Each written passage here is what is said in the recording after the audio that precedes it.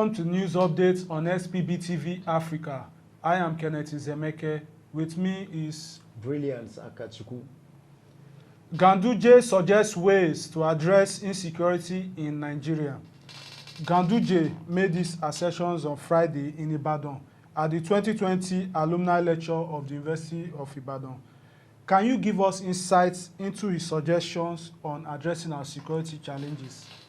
Yes, it was an intelligent observation from him, but I think in more to what he said, we need to start legalizing and criminalizing corruption in Nigeria and implementing it as such that every corrupt culprit should be brought to book. Was he saying that corruption is part of our insecurity challenges? Now, what that corruption means, that is the effect of insecurity, because by the time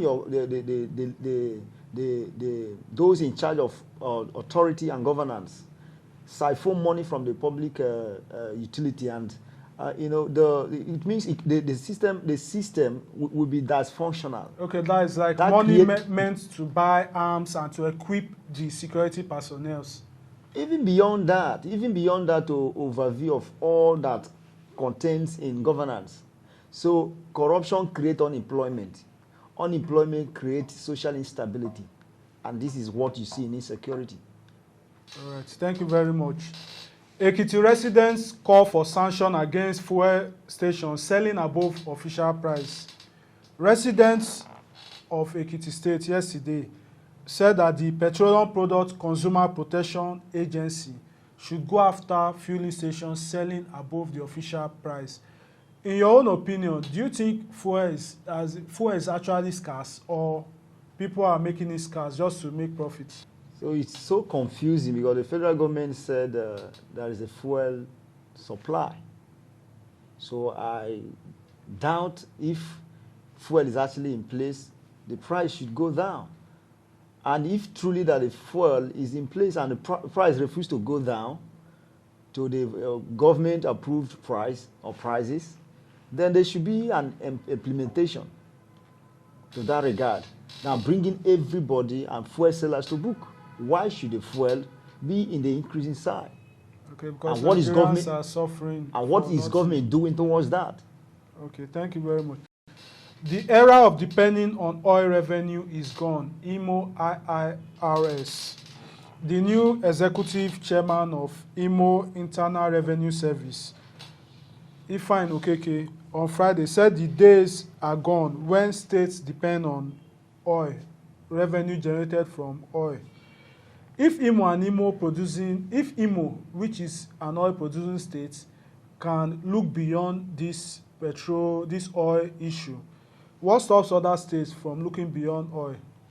Yes, I think these voices has been resonating in regards to that effect, that Nigerian and like every other part of the world have started thinking towards beyond oil. So I think it's high time we start diversifying the economy. So because couple what is happening in Russia today, I think we need to diversify. Nigeria, for goodness sake, is a country that God has blessed. Abundant resources. Abundant resources, agricultural. We have a lot of things to do in agriculture and all of that.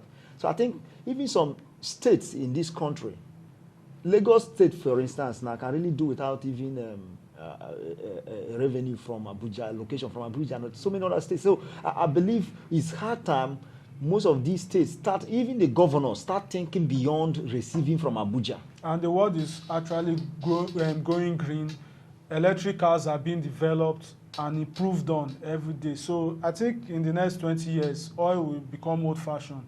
And that's why we'll be talking about resource control. Each state should develop control their resources are remitted to the federal government and develop at their own pace. Because the reason for all these things is that because a lot of states really rely, heavily on the federal government. But by the time there is this resource control and all of that, I believe most states will begin to look deeply or dig deeply into what they can really, produce. Okay. Yes, to regulate and control their state. Sustain their economy. Exactly. Thank you very much. More universities is necessary in Delta State, Governor Okowa says. The Delta State Governor, Dr. Ifeanyi Okowa, has said that more universities are necessary in Delta State. You know, the man has tried so far, even changing the College of Education in Agbo to Delta State University. Do you think it is actually right that we need more universities, or we should just try and maintain the ones we have available? Yes, Governor Ifeanyi Okowa has tried so much. I thank him for his laudable contribution, even in the educational sector. Yes, this is a governor that has really proven to his people that he cares enough for them. Now, in his policy or programs of having several universities in the state, it's an encouraging one, and something that we need to commend him for.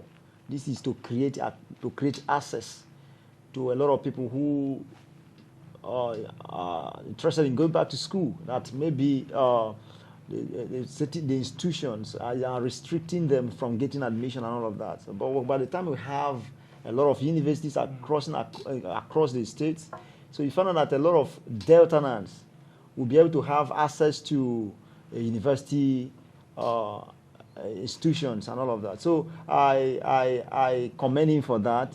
So, but now, having so much universities in the state, the only thing we really need to look at is just the standard of the school, the standard of the infrastructures in the school, the standard of the welfare of the staffs and all of that. So I think having that in place in Delta